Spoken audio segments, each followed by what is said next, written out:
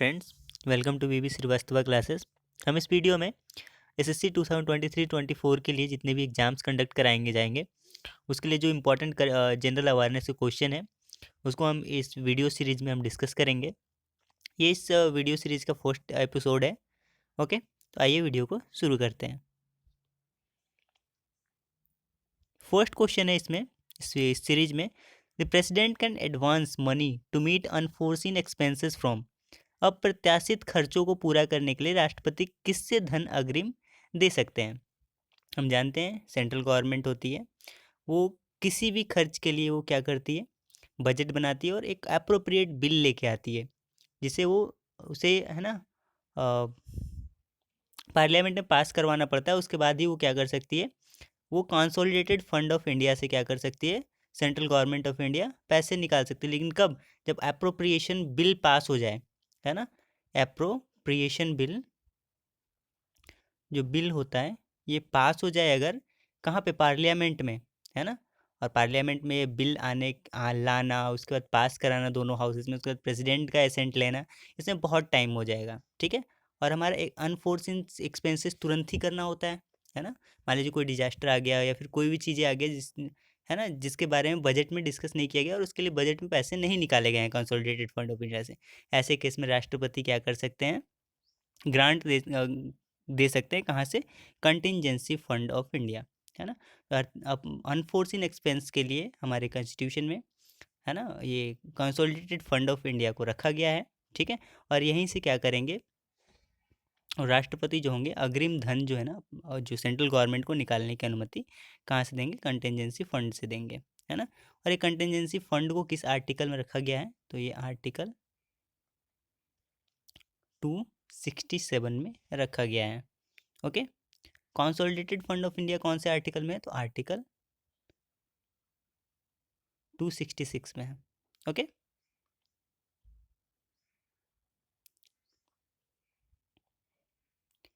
Next, which of the following article of the constitution of India provides power to president for promulgation ordinance, है ना।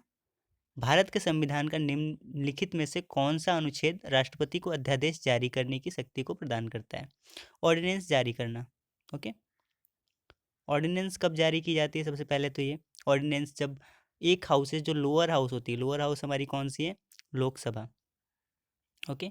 अगर Lok Sabha session में नहीं हो, है ना, ऐसे केस में क्या किया जाता है, अगर कोई बहुत ही ज़्यादा पब्लिक इंपॉर्टेंस वाली चीज़ें आ गई, बहुत इमरजेंसी आ गई, ऐसे केस में क्या कर सकते हैं? प्रेसिडेंट ऑर्डिनेंस ला सकते हैं। ऑर्डिनेंस जो होता है ये इक्विवेलेंट होता है किसके? लॉ के।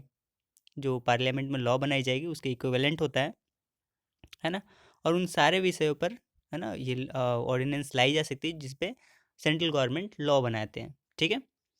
तो है ना, हमारी पार्लियामेंट जिस पे भी लॉ बनाती है ना, अगर पार्लियामेंट की एक हाउस, जो लोअर हाउस है ना, या फिर कोई भी हाउस सेशन में नहीं होती है, ऐसे केस में क्या होता है, प्रेसिडेंट क्या कर सकते हैं? ऑर्डिनेंस ला सकते हैं, है ना।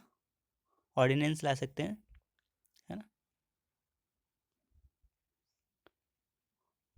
ओके। और ऑर्डिनेंस लाने की शक्ति जो है ना प्रेसिडेंट को, किस आर्टिकल के तहत दी गई है?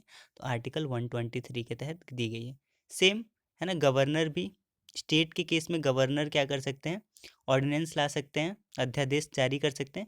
और वो किस आर्टिकल के तहत अध्यादेश जारी कर सकते हैं? तो आर्टिकल 213। ओके। आर्टिकल 123 के तहत प्रेसिडेंट, और 213 के तहत क्या, गवर्नर क्या कर सकते हैं? ऑर्डिनेंस जारी कर सकते हैं। ये आर्टिकल दोनों सिमिलर सिमिलर सा है ना। 213, ये टू को हम इधर कर देंगे तो ये क्या हो जाएगा? किसका हो जाएगा? गवर्नर के ऑर्डिनेंस इशूइंग पावर हो जाएगा। और 123 किसके ऑर्डिनेंस इशूइंग पावर होते हैं? तो ये प्रेसिडेंट के ऑर्डिनेंस इशूइंग पावर होते हैं। ओके।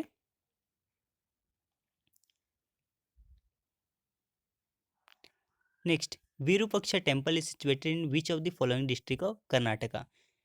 विरूपक्ष मंदिर जो है ना, ये कर्नाटक में निम्नलिखित में से किस जिले में स्थित है ना। तो विरूपक्ष जो टेम्पल है पहले तो हम्पी में है, जो हम्पी हमारा विजयनगर एम्पायर का था, उसी में उसी का एक मंदिर है। और इसको बनाया जो गया है वो विक्रमादित्य जो थे, विक्रमादित्य, उनकी पत्नी के द्वारा। इनका नाम क्या था? क्वीन लोका महादेवी। ओके, लोका महादेवी, है ना। ये थी विक्रमादित्य की पत्नी, और ये अपने पति के विक्ट्री की खुशी में इस टेम्पल की इन्होंने क्या करवाया था, बिल्ड करवाया था इन्होंने, ठीक है। ये, और ये अभी विजयनगर डिस्ट्रिक्ट में, पहले ये बेल्लारी डिस्ट्रिक्ट था, लेकिन अभी ये बेल्लारी डिस्ट्रिक्ट से क्या हो गया है, कट के अलग हो गया है, और ये अभी किस में है, विजयनगर डिस्ट्रिक्ट, आंध्र प्रदेश, जो सॉरी कर्नाटका की विजयनगर, विजयनगर डिस्ट्रिक्ट में अभी ये क्या है, स्थित है। ओके, तो विरूपाक्ष मंदिर अभी कहाँ है, विजयनगर स्थित, विजयनगर जो डिस्ट्रिक्ट है कर्नाटका की, उसमें स्थित है। पहले ये बेल्लारी डिस्ट्रिक्ट होता था, लेकिन अभी बेल्लारी डिस्ट्रिक्ट से हट के विजयनगर जो एक डिस्ट्रिक्ट बनाई गई है अलग, तो ये विजयनगर डिस्ट्रिक्ट में अभी पड़ता है। यहाँ पे सॉरी ये गलत टाइप हो गया है। ओके, नेक्स्ट है, who were the patterns of Sangam literature, Sangam साहित्य के संरक्षक कौन थे, संगम साहित्य के संरक्षक कौन थे, पांड्य थे। ओके, पांड्याज जो थे, पांड्या जी क्या थे, संगम जो लिटरेचर है उसके संरक्षक थे ये, है ना। तो और ये जनरली संगम होता क्या था, संगम जो है ना, स्कॉलर्स का जो होता था ना, स्कॉलर्स के मीटिंग होते थे, है ना। स्कॉलर्स लोग मीटिंग करते थे कहाँ पे, मदुरई में, मदुरई में, है ना। ये लोग मीटिंग करते थे, और जो भी चीज़ें निकल के आती थी उसे लिटरेचर के फॉर्म में कंपाइल करके रखते थे, ठीक है। और इनको जो पैट्रन कौन देता था, संरक्षण कौन देता था, तो पांड्य किंग जो थे ये लोग देते थे। ओके, और ये संगम जो मीटिंग होता था ये कहाँ होता था, मदुरई में होता था। ओके, मदुरई में, अभी करंट में तमिलनाडु में है। ओके,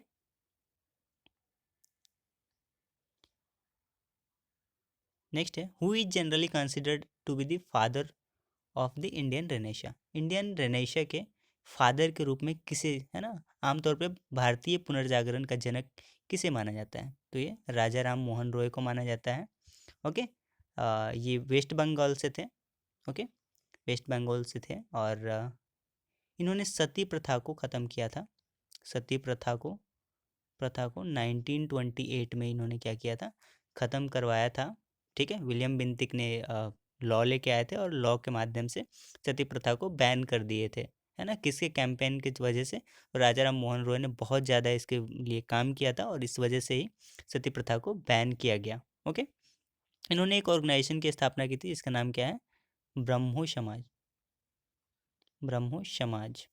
ओके, 1928 में ही इन्होंने ब्रह्मो समाज की स्थापना की थी, है ना। इनके जो कुछ इंपॉर्टेंट बुक हैं जो है, तौफात उल मुहैदिनी। ओके, ये इनके,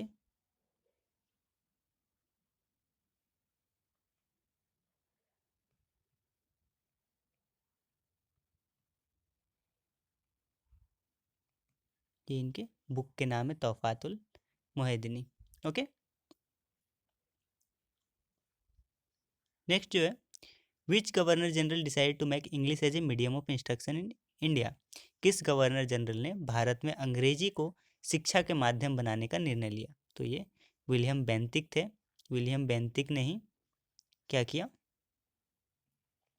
बेंटिक ने ही ये फैसला लिया कि जो भारत में जो पढ़ाई जाएगी, शिक्षा दी जाएगी, है ना, वो किस मीडियम में दी जाएगी, अंग्रेजी में दी जाएगी, है ना। विलियम बेंटिक क्या थे, first governor general of India थे, है ना, first governor general of India थे। ओके,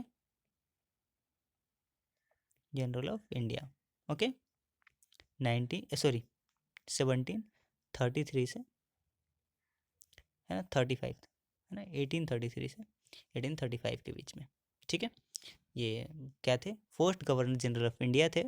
ओके, और इनका कार्यकाल गवर्नर जनरल ऑफ इंडिया के रूप में क्या था, 1833 से 1835 के बीच में हुआ था, ठीक है। और ये लास्ट गवर्नर ऑफ इंडिया थे, गवर्नर जनरल ऑफ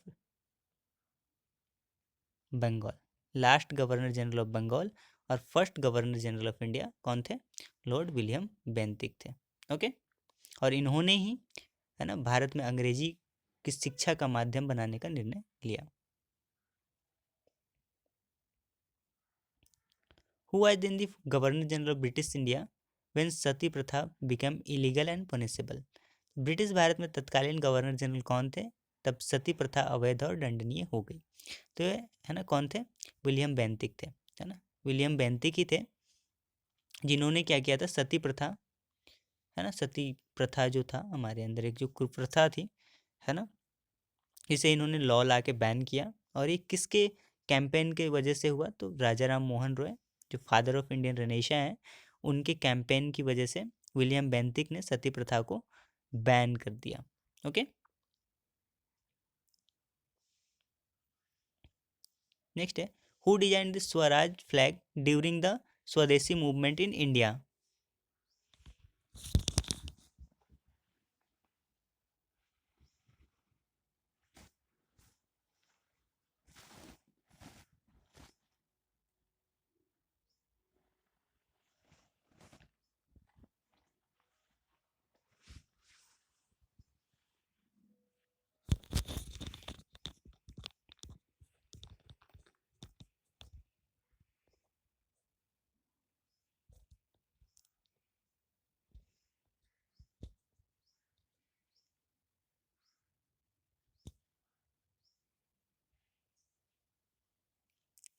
भारत में स्वदेशी आंदोलन के दौरान स्वराज ध्वज को किसने डिजाइन किया था?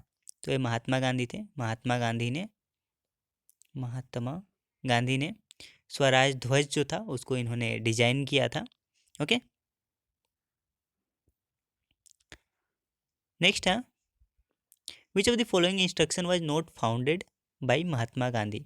निम्नलिखित में which of the following institutions, निम्नलिखित में से किस संस्थान की स्थापना महात्मा गांधी ने नहीं की थी?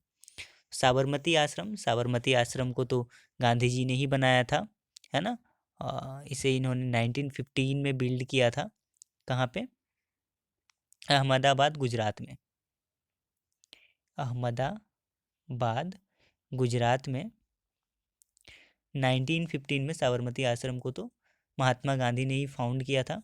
सेवाग्राम आश्रम, सेवाग्राम आश्रम को 1936 में गांधी जी ने ही 1936 में गांधी जी ने ही बनाया था। ये कहाँ पे? अभी वार्धा, वार्धा महाराष्ट्र में, है ना। विश्व भारती यूनिवर्सिटी, ये जो है ना इसे रविंद्रनाथ टैगोर ने स्टैब्लिश किया है। ओके, फोइनिक्स आश्रम इसे भी गांधी जी ने ही स्टैब्लिश किया है। कहाँ पे?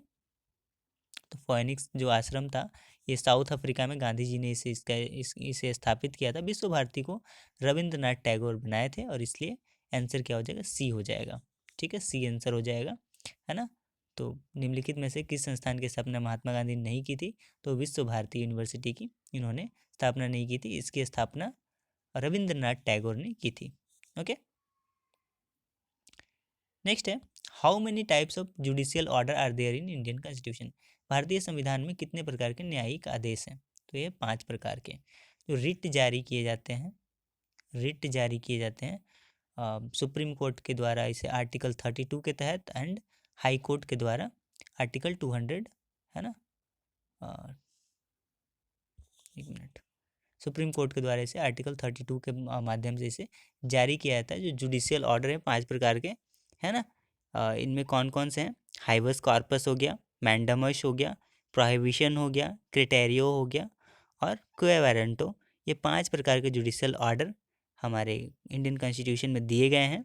ओके, जो सुप्रीम कोर्ट और हाई कोर्ट इशू कर सकती है, जिसे हम रिट भी बोलते हैं, रिट इशू करना।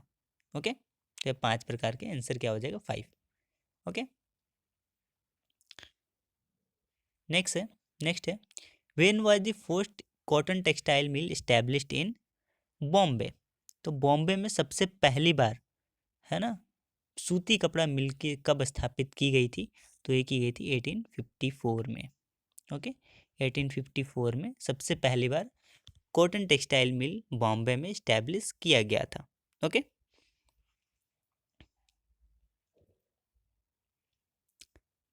Next, in which of the following state Abor hill are situated? Abor hill किस राज्य में स्थित है? तो ये है अरुणाचल प्रदेश में। अरुणाचल प्रदेश में ये स्थित है। ये चाइना के बॉर्डर शेयर करता है, ये चाइना से सटा हुआ, चाइना और अरुणाचल प्रदेश के बीच में है।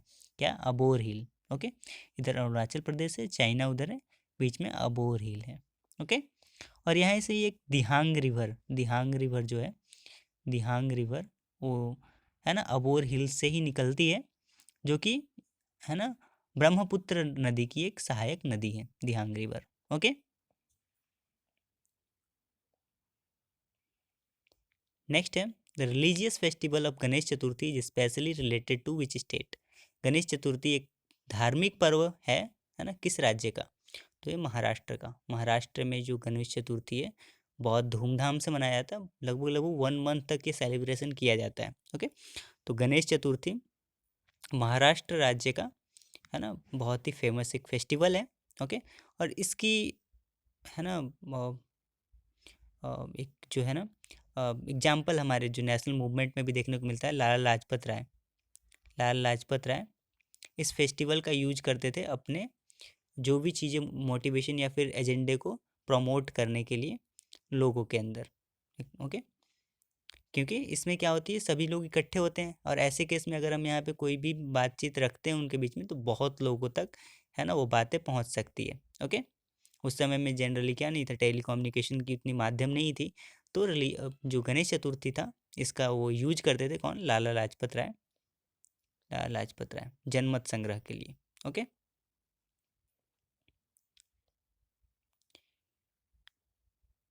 नेक्स्ट है according to the 2011 census of India there are how many statutory towns in country. भारत में 2011 की जनगणना के अनुसार भारत में कितने संवैधानिक शहर है ना हैं? ओके, कितने शहर हैं ये? तो ये हैं हमारे 4001 और 41, ये इतने शहर हमारे देखने को मिलेंगे है ना, किसके अनुसार? तो ये हमारे 2011 के सेंसस के अनुसार। ओके,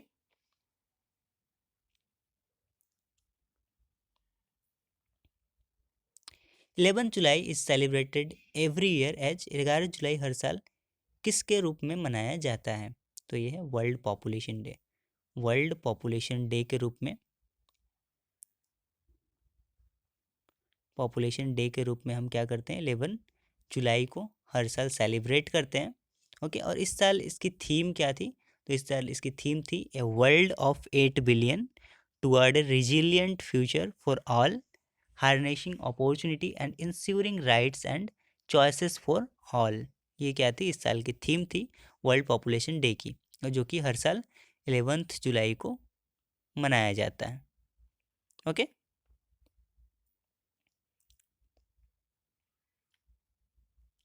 नेक्स्ट क्वेश्चन जो है, the following schedule of the constitution of India added by the constitution amendment act है ना, 52nd constitution amendment act 1985 deals with the disqualification of a person from being as a member of either House of Parliament or the Legislative Assembly or Legislative Council of the state on the ground of defection। दल बदलू के वजह से है ना, संविधान का 52वां संशोधन अधिनियम जिसको 1985 में लाया गया था है ना, भारत के संविधान में कौन सी अनुसूची को जोड़ता है ना, जिसमें संसद को किसी भी सदन या किसी राज्य की विधानसभा या विधान परिषद के सदस्य होने से रोकता है अगर वो दल बदल करते हैं। ओके, तो ये कौन सी शेड्यूल को जोड़ा गया था 52nd कॉन्स्टिट्यूशन अमेंडमेंट एक्ट के तहत है ना, 52वां संविधान संशोधन अधिनियम 1985 के तहत है ना, 10th शेड्यूल, हमारी जो कॉन्स्टिट्यूशन 10th शेड्यूल है, 10th शेड्यूल को है ना जोड़ा गया था। ओके, है ना, 10वीं अनुसूची को है ना, तो आंसर क्या हो जाएगा? बी हो जाएगा। जनरली क्या है, ग्राउंड ऑफ डिफेक्शन क्या होता है?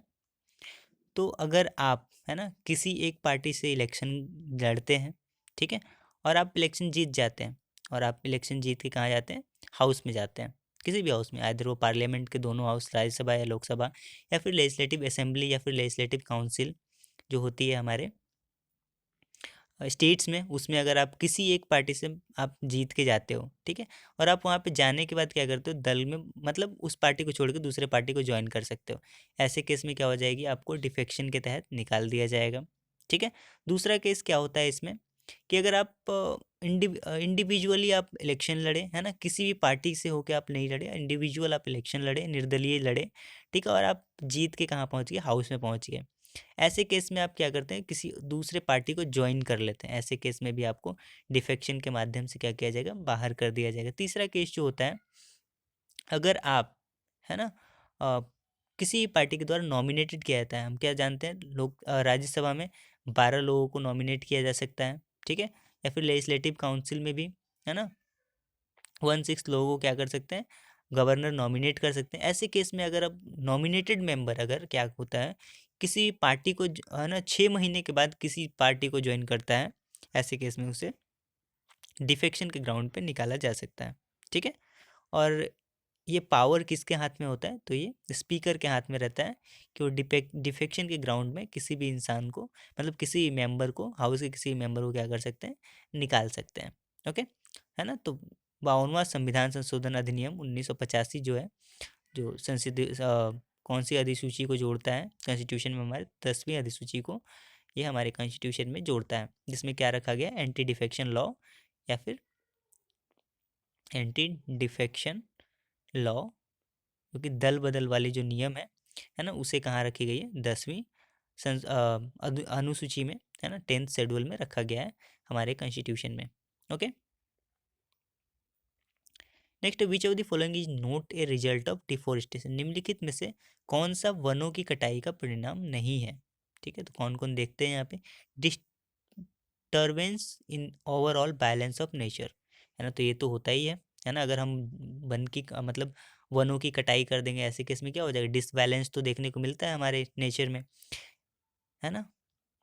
Necessary in level of pollution of earth, है ना, सॉरी इंक्रीजिंग, यहाँ पे increasing in the level of pollution of earth, है ना। वनों की कटाई होगी तो क्या होगा, इन उस केस में हमारे इन्वायरमेंट में कार्बन डाइऑक्साइड की मात्रा क्या होगी, ज़्यादा देखने को मिलेगी, और ऐसे केस में पॉल्यूशन क्या होगा, अर्थ पे बहुत ज़्यादा हो जाएगा, ठीक है। Increase in the level of oxygen in atmosphere, है ना, तो ये नहीं होगा, है ना, ये डिफोरेस्टेशन के चलते, है ना, ये नहीं होगा, ऑक्सीजन की वृद्धि नहीं होगी, मतलब सही आंसर क्या है, ये है ना, सी वाला क्या है, सही आंसर है ना। ओवरऑल जो हमारे बैलेंस है नेचर में वो तो बिगड़ेगा ही, है ना, वनों की कटाई करने से पॉल्यूशन भी बढ़ेगा, है ना, और ग्राउंड लेवल जो वाटर है वो भी डिक्रीज होगी, है ना। लेकिन क्या नहीं होगा, तो increase in level of oxygen in atmosphere, ये नहीं होगा, तो हमारा सही आंसर क्या हो जाएगा, सी हो जाएगा, ठीक है।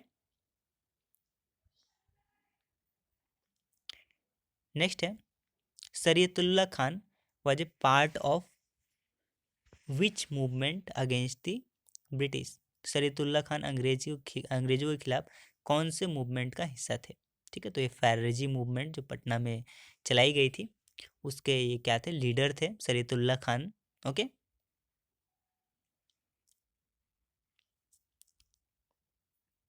Next, who among the following become the first Mughal empire after defeating Ibrahim Lodi, है ना, लोदी वंश के जो आखिरी शासक थे, इब्राहिम लोदी, इब्राहिम लोदी, इनको हरा के किस मुगल शासक ने, है ना, दिल्ली पे अपना आधिपत्य जमाया, तो वो थे हमारे बाबर, बाबर थे।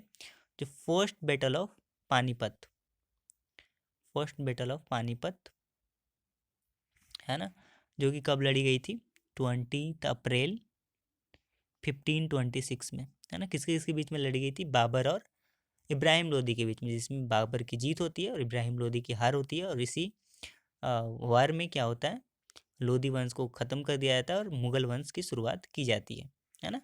दूसरा जो हमारा बैटल ऑफ पानीपत होता है वो कब होता है, 5 नवंबर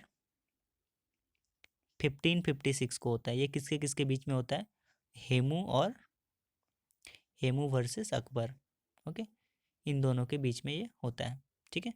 और थर्ड जो बैटल होता है पानीपत का, थर्ड बैटल ऑफ पानीपत, ये कब होता है, 14 जनवरी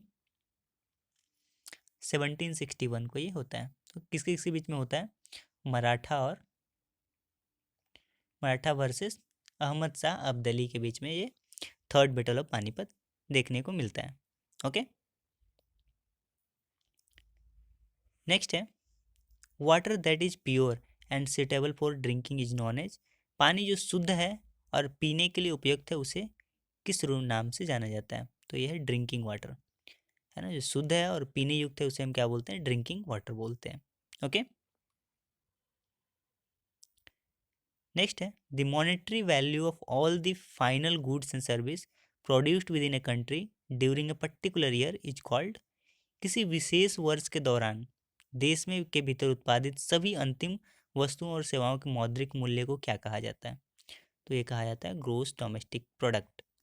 जितने भी प्रोडक्ट हमारे देश में बनाए जाते हैं, हमारे देश से मान लीजिए जितने भी final goods and service, intermediary वाले नहीं, इसमें इंटरमीडिएटरी को नहीं जोड़ा जाता, फाइनल गुड्स एंड सर्विस जितने भी होंगे, है ना, उनका monetary sum, final goods and service के क्या होते हैं? मॉनेटरी सम। ओके, जो भी होंगे पूरे कंट्री में उसे हम क्या बोलते हैं? ग्रोस डोमेस्टिक प्रोडक्ट बोलते हैं। ओके, जीडीपी सकल घरेलू उत्पाद। ओके, सकल घरेलू उत्पाद। ओके, नेक्स्ट है which script was used in Akbar's inscription. Akbar के इंस्क्रिप्शन में, अकबर के शिलालेख में किस लिपि का प्रयोग किया गया था? तो है ना, अ, हमारे जो इंडिया वाले जो अभी अभी का जो इंडिया है उस पार्ट में ब्राह्मी लिपि का उपयोग किया जाता था, जो कैसे लिखी जाती थी? तो ये लिखी जाती थी लेफ़्ट टू राइट। ओके, और ये नॉर्थ वेस्ट वाला रीजन जो अफगानिस्तान वाला रीजन हो गया, उसमें अकबर की कौन सी लिपि से इंस्क्रिप्शन होती थी? तो उसमें होती थी खरोष्टी लिपि, जो कि राइट टू लेफ्ट लिखी जाती है। ओके,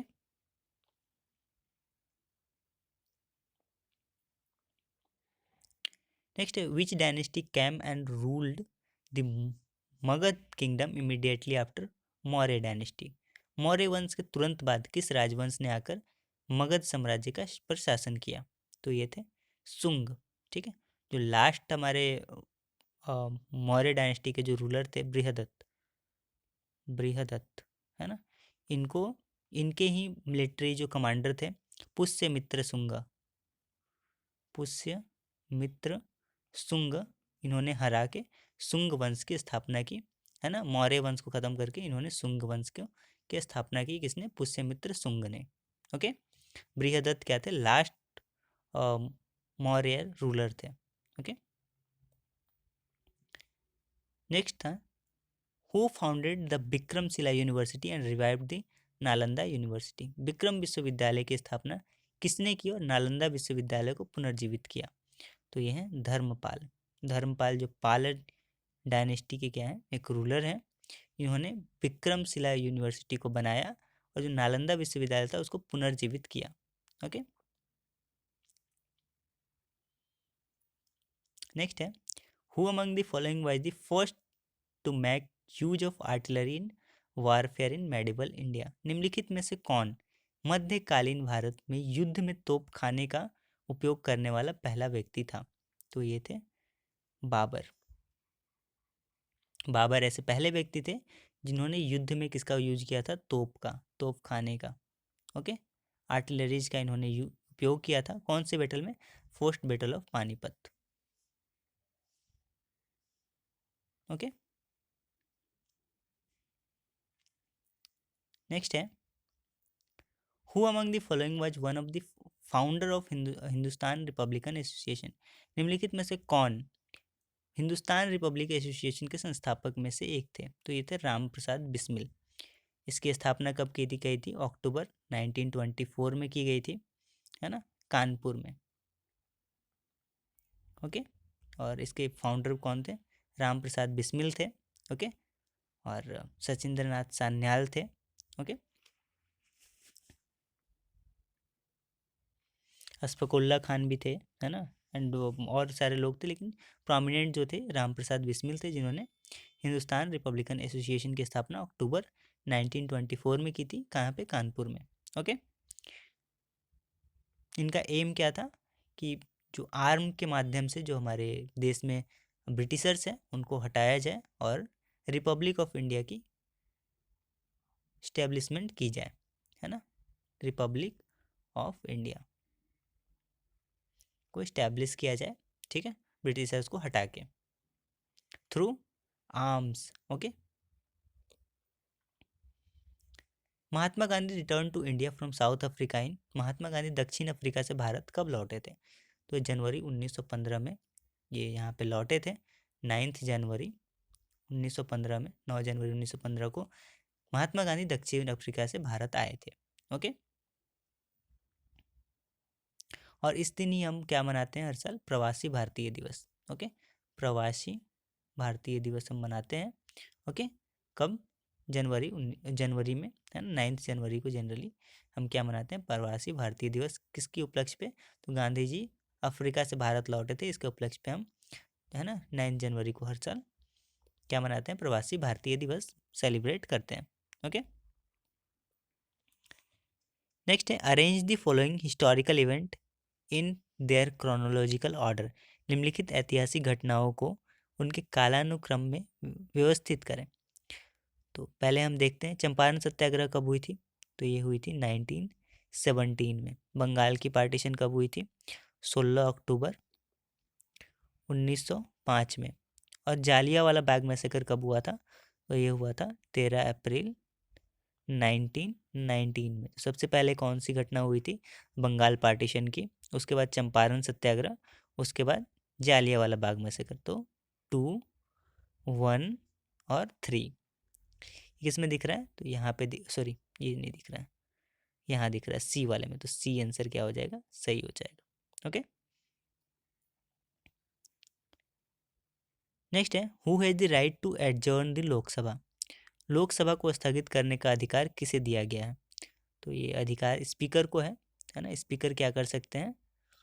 लोकसभा को एडजर्न करते हैं, है ना। अगर सेशन का एंड होता है तब करते हैं, या फिर अगर पूरी मैटर्स ख़त्म हो जाए और पूरी टर्म्स ख़त्म हो जाए उस केस में भी एडजर्न करते हैं, या फिर नॉर्मल एडजर्न भी स्पीकर क्या कर सकते हैं? लोकसभा को कर सकते हैं। ओके।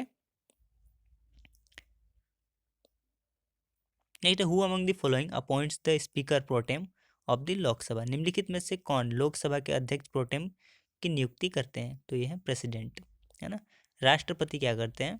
प्रोटेम स्पीकर को, प्रोटेम स्पीकर जो होते हैं लोकसभा के, उसको ये अपॉइंट करते हैं। कौन? प्रेसिडेंट।